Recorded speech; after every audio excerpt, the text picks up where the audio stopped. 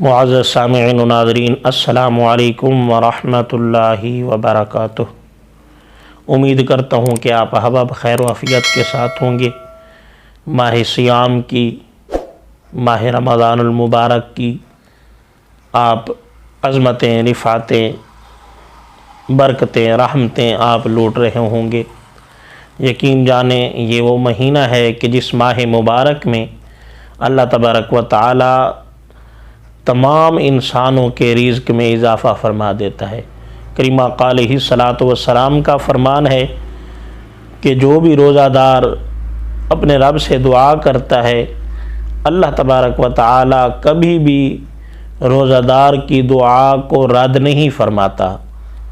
یقین جانیں آپ افطار کے ٹائم دعا مانگیں، اللہ تبارک و تعالی تمام دعائیں آپ کی قبول فرما لے گا۔ اور وظیفہ آپ لوگوں کے لیے رزق کے حوالے سے ہے، رزق کی فراوانی کے حوالے سے، رزق کی بندش کے حوالے سے، رزق میں جو رکاوٹیں ہیں اس حوالے سے آج کا ہمارا عمل، آج کا ہمارا وظیفہ ہے۔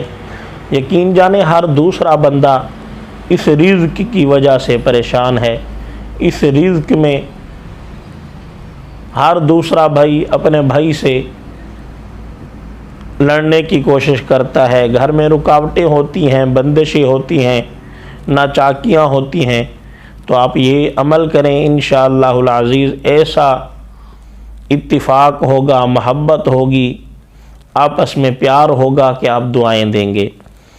اور دعا کرتے رہا کریں، کیونکہ کریم آقا علیہ الصلاۃ والسلام کا فرمان ہے کہ الدعاء مخ العبادہ، دعا عبادت کا مغز ہوتی ہے، عبادت کا اجر ہوتی ہے دعا۔ تو دعا کرتے رہا کریں، کیونکہ روزے دار کی دعا کو ویسے بھی اللہ تبارک و تعالیٰ کبھی رد نہیں فرماتا، لیکن ایک ایسا عمل بھی ہے، یقین جانیں ایک ایسا عمل ہے، وہ عمل کریں گے انشاءاللہ العزیز آپ کے رزق میں فراوانی ہوگی۔ آئیے چلتے ہیں اب اپنے عمل کی طرف۔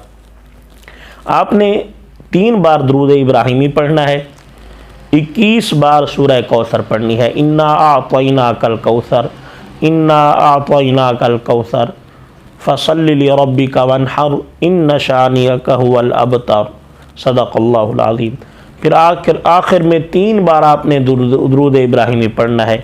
پھر روزے کے ٹائم یہ عمل کرنا ہے، افطار کے ٹائم، افطار سے پہلے۔ یقین جانیں آپ کی دعا کو اللہ تبارک و تعالیٰ کبھی رد نہیں فرمائے گا۔